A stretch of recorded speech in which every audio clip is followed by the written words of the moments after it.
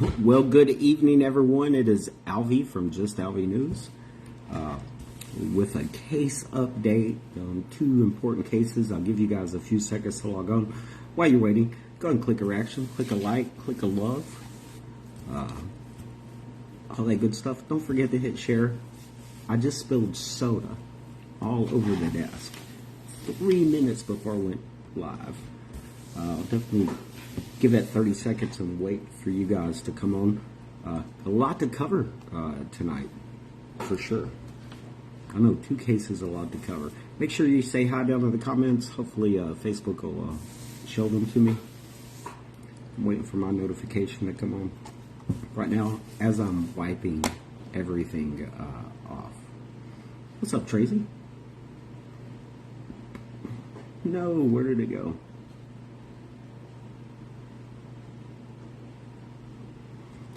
What's up, Beverly? What's up, Tammy? Oh, thank you. Must be the hair. Must be the hair. All right, I will go ahead and get started. We're going to cover two cases tonight. One is, what's up, Misty? Is Michael Davis. Of course, he's a former Lonoke County Sheriff who got found guilty of negligent homicide for the death of 17-year-old unarmed Hunter Brittain. Whoop, whoop. All right, Tracy, we can probably do that. What's up, Ginger? In the second case, we're going to talk about is Nathan Bridges and Ashley Roland. You might remember them from last year, where Nathan actually drowned Ashley's son. They found him on his birthday and they buried him under the house. So court updates on both of those. I know we got much longer delay than we used to. Thank you for the hair. We will get serious here in a minute. And believe it or not, there's more information in the Bridges and Roland case. I'll kind of give a brief overview of both cases. So we're going to cover Michael Davis first. What's up, Kathy? What's up, Regina? I do see all those supporter badges, and I'm very thankful for that. So just a real quick recap. Show you a picture. This right here is former Lonoke County Sheriff's Deputy Michael Davis. Now, he was convicted of negligent homicide in the shooting death of 17-year-old unarmed Hunter Brittain on June 23rd of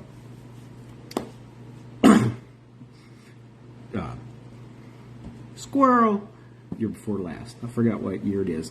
Now, he was found guilty of negligent homicide, and he's been out pending an appeal. He's been exhausting all of his appeals. He did have some court dates this past week. First of all, back in April, we got a response to a brief. A lot of this might be boring court stuff to you guys, but the important updates. Michael Davis's attorney filed a motion in the appeal so they could hear oral arguments. So appeals courts are a lot different than actually the courts we go to. They don't have to hear testimonies. Well, Michael Davis' attorney had filed a brief requesting that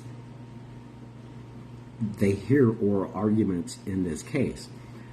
That was denied on May 11th, so this is going to be only by briefs only. So everything they file in the briefs are going to be very, very important because they won't get to have oral arguments and make those demands. This is the second time that the appellate court has ruled kind of in the favor of the state, so against Michael Davis. Now, on the 12th, Davis filed a motion to the court to reconsider that decision, to have oral arguments. He wants to be able to bring up other stuff that's in there. Pretty standard motion. What's up, Beverly? What's up, Kathy? And then we got very interesting document. We actually kind of know where he's going to go with his appeal. So we've been wondering where he's going to go to his appeal. So the first step is to file a brief with the court to kind of tell them what they're going for. And I'm going to read part of this for you guys. It says, Circuit Court. Now, what this is Michael Davis's attorney submitting a brief stating his reasons that he wants to go for an appeal to the court. So the appellate would be Michael Davis when I read these things. And so this is what Michael Davis's attorney is asserting per his brief. That A, the circuit court did abuse its discretion in rejecting the non-modeled negligent homicide instruction and rejecting the proposed instruction from Graham versus Connor. What's up, Dennis? Just giving a couple of case updates. In this particular case, the reasonable person standard should not be used. The reasonable person standard, instead of reasonable law enforcement standard, can cause a jury to convict when the law clearly grants law enforcement officers the right to protect themselves in situations they may find themselves that a reasonable person will have no experience with training concerning the handling of. Now that's a lot, and he's saying a lot, so a little bit of education time. When a police officer or a law enforcement officer uses force, or there's any kind of taking a liberty away. When you take someone's life, it's definitely taking their liberty and their freedom. The standard generally for law enforcement is if a law enforcement in this, if a cop in that same situation would do the same thing. So in other words, true story, if there's 5 police officers that illegally come into your house, since they all 5 did it, it would be hard to go back and get them for a rights violation, because what you're saying is 5 police officers thought reasonable enough that that was okay to do, to not wait for a warrant or to do whatever. And that happens. This is what stops people from winning civil rights violations against police officers, and that's why it's very important. I always tell you guys to communicate and invoke your rights. Let the officer know that you're exercising your right to remain silent. And if they're about to violate your rights or do something unconstitutional, you need to let them know. Regina says the audio is bad. Is anyone else having audio problems? You're the first one that said anything. It might echo. I do have it turned all the way up. Y'all let me know. No, it'll be like a 30-second delay. I hear him okay. All right. So you might have to start. So, in Hunter's case, it was a reasonable person standard. Thank you. A reasonable person standard, which is different than what a law enforcement officer would reasonably do. So, because they're police officers, what they might do is a lot different than what you and I might do. So, he is making that because instead of going with the reasonable law enforcement, they went with a reasonable person would have acted in such a manner. The appellate does not contest the non-AMI criminal instruction should be given only when the trial judge finds that the criminal instruction does not state the law or the AMI criminal does not contain the needed instruction on the subject. Of course, they go over some cases that would do that. The Arkansas law on this allows law enforcement officer as justified in using deadly force upon another person if the law enforcement officer reasonably believes that the use of deadly force is necessary to defend himself. Believes that the use of deadly force is necessary to defend himself from what the law enforcement officer reasonably believes the use of intimate use of deadly force. This gives a different standard for judging the use of deadly force by a law enforcement officer than a reasonable person standard. So even in his brief, he's kind of telling you what I do.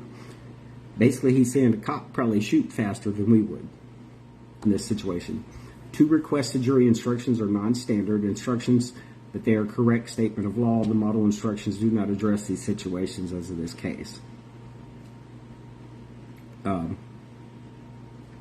That's going to be the basis of one of his appeals that he will put forth, that they erred in jury instructions.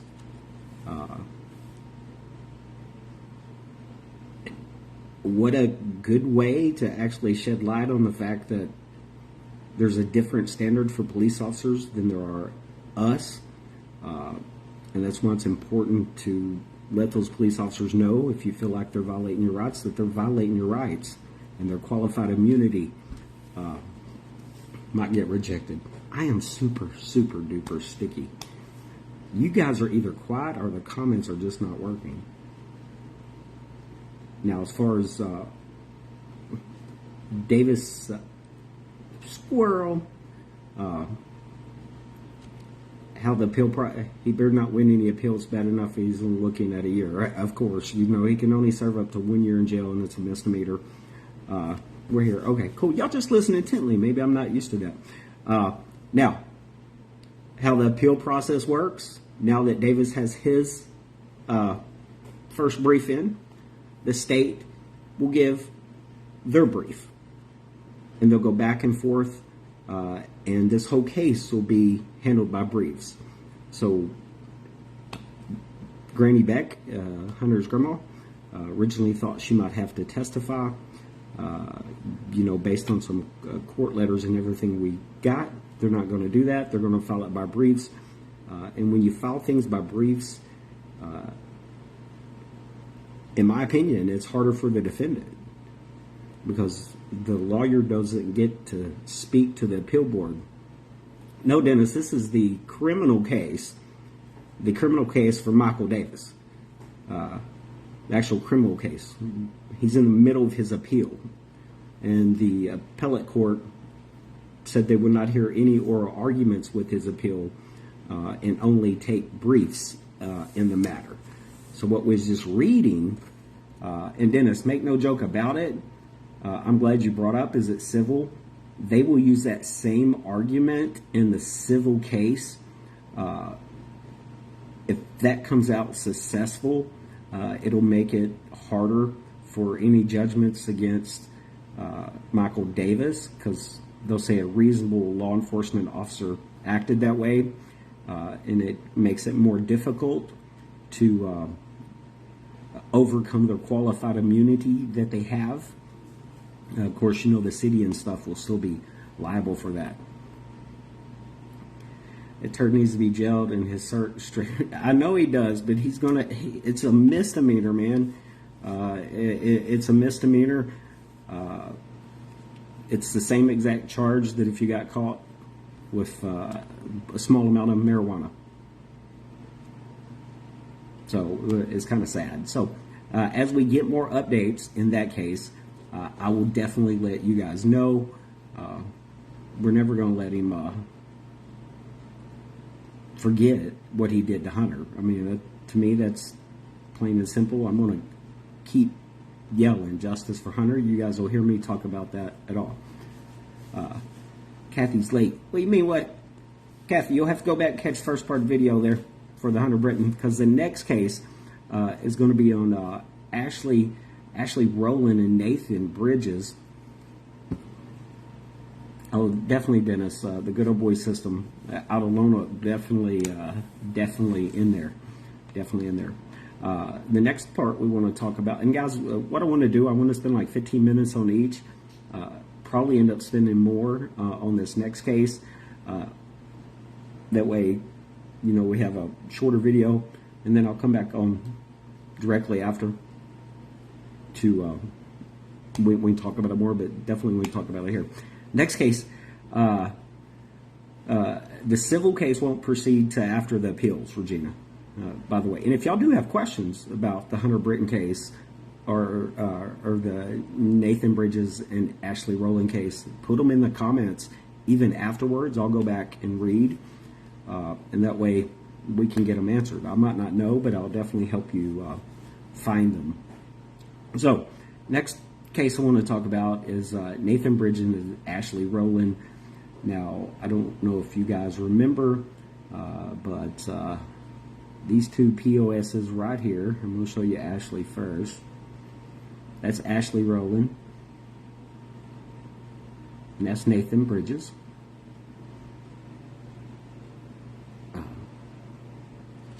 Why so sticky?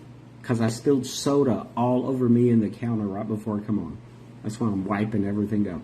So, Ashley Roland and Nathan Bridges. What a disturbing story.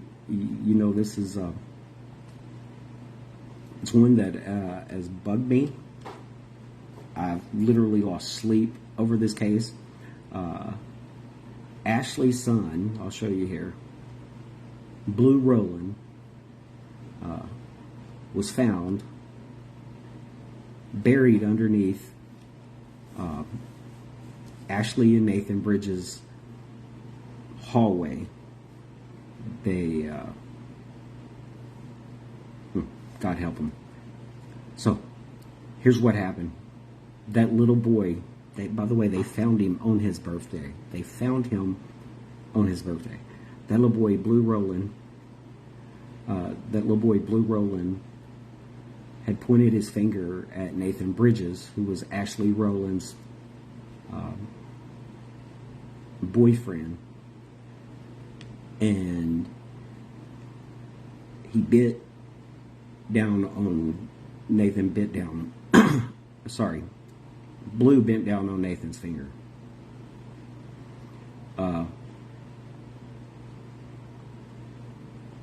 After that, Nathan took this little boy into the bathroom, which seemed to be normal punishment, we found out afterwards, and continuously kept his head in the commode and flushed it until Blu drowned. They then tore up carpet and pulled up flooring and buried Blu underneath the house. Of course, he was discovered on what would have been his 5th birthday. Also in the house was Blu's sister, who suffered massive trauma to her body and 3rd-degree burns all of her body, because for her punishment, Nathan would run scalding hot water and hold her underneath it and throw hot water on her. You know, there was a big GoFundMe. The little girl got nationwide attention. She's doing so much better now. But these two sick individuals. Wait, where'd this happen? This happened in Lee County.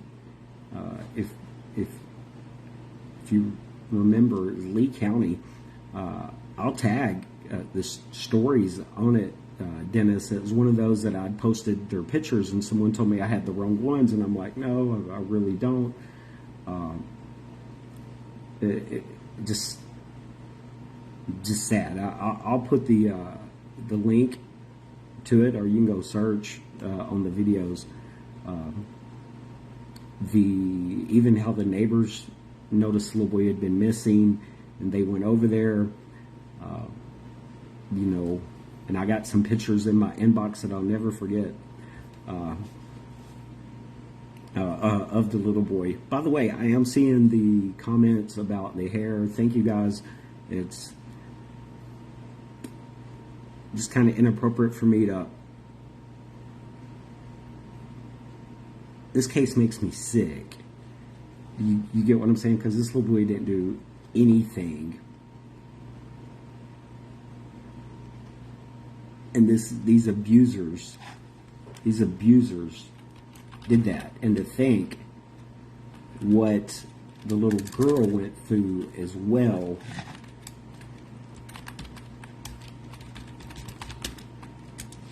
And then what it took to get it done. It does. It makes me want to puke as well. This was back, I'm looking at the date for you, Dennis. I'll get you that. It was back in December when this happened. I wonder if there's any relation Nathan Bridges that used to run around Southwest Little Rock. I doubt it, Melissa. I think Nathan was like 32. I'd have to go look. The little girl, I believe, was 6 or 7. Regina, they are still locked up now. So kind of the updates on their cases. I'm trying to get those dates for you. Anyway, I'll get you tagged in the dates. Nathan was 33, so I was close on that. And Blue's sister, I don't know. It happened on December 16th, and on Front Street in Lee County, a little small town. So pretty big. I covered a lot in detail. No, did he black Ashley's eye? No. I know how Ashley's eye got blacked, but I have no comment on a video about that. I know what story is the truth, how her eye got blacked, and I know what everybody assumes. So we're going to go with what everybody assumes, which is that she got jumped in jail. But I know. So anyway, we had some motions back in there. I've spent a lot of my time reading those today. As far as Ashley Roland goes, 2 different cases. So they filed a continuance in her case until 9/19. That's when they'll have pre-trials, and then the actual trial set for 10/23. Not a lot going in there. However, that POS, Nathan Bridges, he has filed a ton of motions in the case this past week. Go over a few of them for you. One of the motions to the court is a request to limit the witnesses that the state uses against him. So he wants to dictate the witnesses that the state uses against him. To Karen Roland, Timmy Childers, Rebecca Fitting, and Ashley Roland. Those is who he wants the state to limit their witnesses to. I would love to hear an oral argument on that. Now, these are just briefs. They haven't been accepted or denied. Then pretty standard, but the next one was a motion to preclude evidence because of discovery issue. During a court case, when you do discovery, you're kind of supposed to turn everything over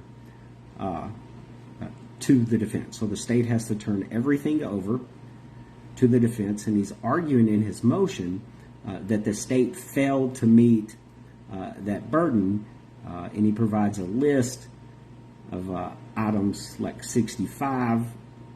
We got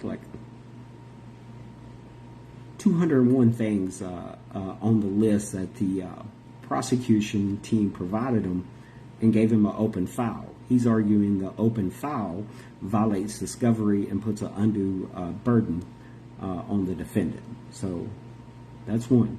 Here's an interesting one for you. The standard one to remove the death penalty, saying it's unconstitutional.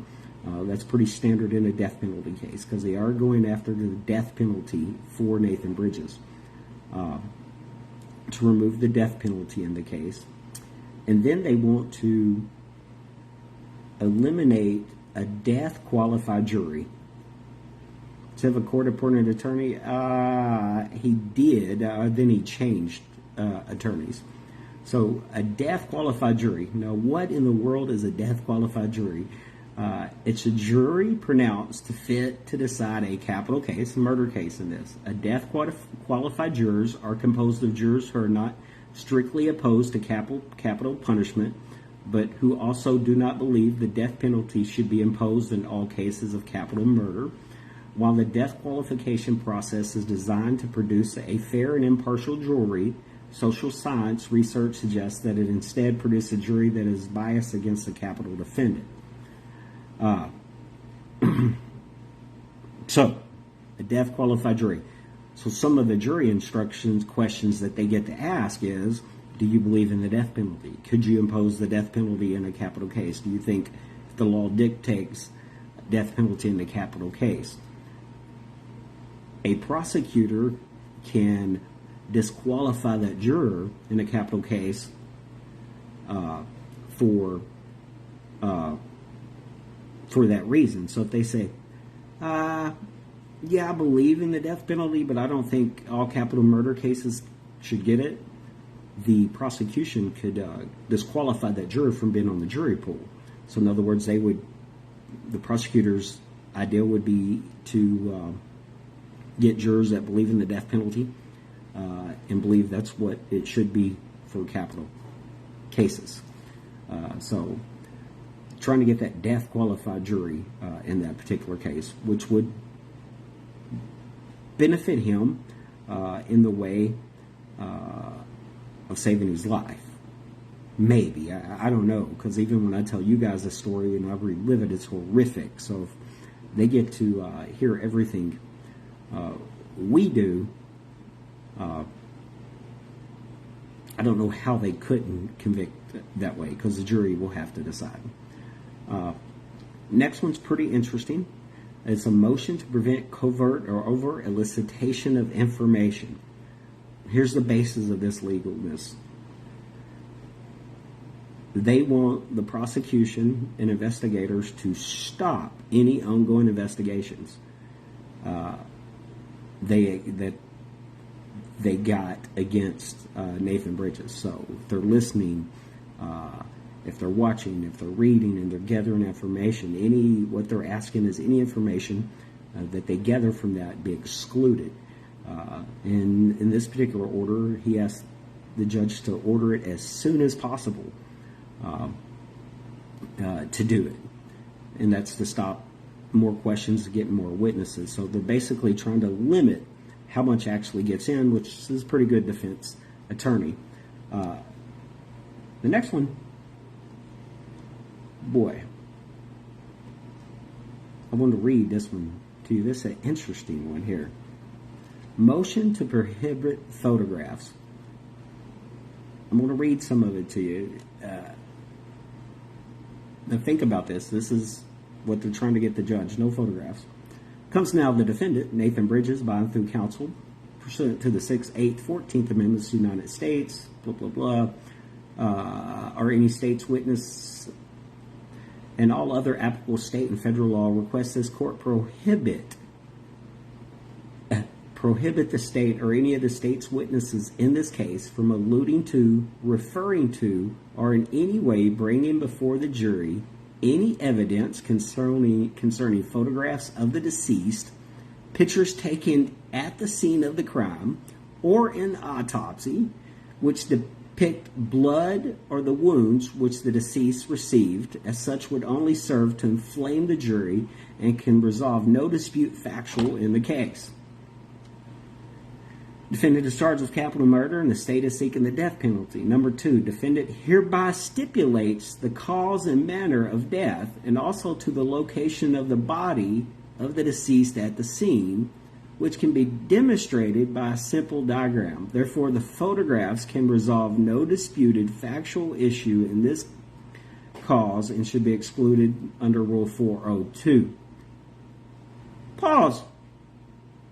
The defendant, Nathan Bridges, hereby stipulates to the cause and manner of death of Blu and also to the location of the body under the floor, which can be demonstrated by a simple diagram. Therefore, the photographs can resolve no disputed factual information. Keep in mind, this is a brief. I bet money it'd get declined. Number 3, further in light of the defendant's stipulation and the fact that the photographs of the deceased are extremely grotesque, and they are. They're very, very, very graphic. The photographs should not be admitted pursuant to Rule 403 if the uniform rules of evidence due to the fact they would have little probative value and which would be substantially outlaid by the danger of unfair prejudice. Dennis says, sounds like the lawyer's earning his money. Absolutely. Let the family have 5 minutes alone with Montana, with you only know. Number 4, if the prosecuting attorney intends to introduce any such photographs, the defendant requests that the court instruct the state not to allude to any such photographs without first approaching the bench and making known to the court and the attorneys for the defendant outside the presence and hearing of the jury that which the prosecuting attorney intends to offer as such proof, thus permitting the jury to be retired and the evidence and objections heard outside the presence of the jury. The court could then make its ruling on the admissibility of such evidence before it's placed before the jury. So in other words, don't show the photographs until you dismiss the juror every time you want to do one. Modern problems require modern solutions. Absolutely. That's just crazy. Like, that would be an unheard of. Every time a new photograph gets introduced, the jury has to be done. Number 5, in the alternative, defendant requests that a hearing be set on any such evidence to be received or offered by the state prior to trial to presently a scheduled pretrial hearing. Defendant also requests that should the court find that any photographs are admissible, that in the rec, the such photographs be in black and white format instead of color, and establish a limitation in size in order to limit the inflaming effect such photographs may have on the jury. Wherefore, the defendant, Nathan Bridges, requests the court prohibit the state or any of the state's witnesses in the case from alluding to, referring to, or in any way bringing before the jury any evidence concerning photographs of the deceased, pictures taken at the scene of the crime or an autopsy which depict blood or the wounds which the deceased received, as such would only serve to inflame the jury and can resolve no disputable fact in the issue of this case, or above stated alternate, and for other relief which is just proper based on the facts. Now, basically, you can look at it 2 ways. Unless there was some evidential thing go wrong, his request to exclude pictures like that, bogus. But you get down to his alternative, if they can have a hearing for pretrial, 1, and once again extend the date, because that's what happens a lot of times, extend the date, plus they would know how the prosecution was going to present those photographs, into what fashion, so it wouldn't come to a surprise to them. Insane update in that case. Now, he is scheduled to go back to court for, where did it go? I want to say his next court date isn't until next month, and it's just a review. So he's long into his process. So exclude the witnesses. There was a bunch of other motions, so he's trying not to let the evidence be shown during the case. Absolutely, which is pretty common. There's a bunch of other motions that got filed that are like normal motions that go on with mental health evaluations and things of that nature. So 2 big updates in those cases. You know, the wheels of justice turns very slow, or the wheels of our courtroom, because it's not always justice. This and other cases, like Nathan Bridges' cases, seems to be moving along, but it'll hit its stalls. Just like in the Michael Davis case, just like the DeMark Jordan, the one that's charged for murdering ADC officer Joshua Cadell. You know, you got a long ways to go on those cases, and they found motion hearings. The same's going to be able to say for Jerica Speed. That's that former Hot Springs probation officer who hit that kid, run over and killed him, and then hid. She's just got a review coming up on the 19th of June, just a review, no big deal. So these things take a lot of times. So he's trying to get evidence. Montana says, I mean, if the jury has common sense, Blu's funeral should be enough evidence. One of the concerns there, they always try to exclude juror members. If you've heard about it, I think this is going to be one of those cases that's going to be hard for people not to hear about it. I gave it extensive coverage. It was all over YouTube. It's all over TikTok.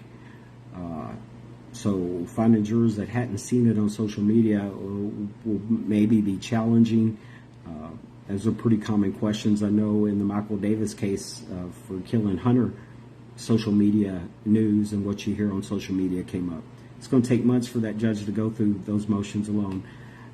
Dennis, you know, we say that. I've seen this happen. Like Karen McFarland, you know, we finally got some closure in that case. It goes delay, and then they run out of delays and everything starts happening pretty quick in the case. Like, as we get closer to pretrial on all these cases, they'll keep trying to extend it. It's easier to get extensions in capital cases because you want to give the defendant every benefit of the doubt you can, especially if they're seeking the death penalty.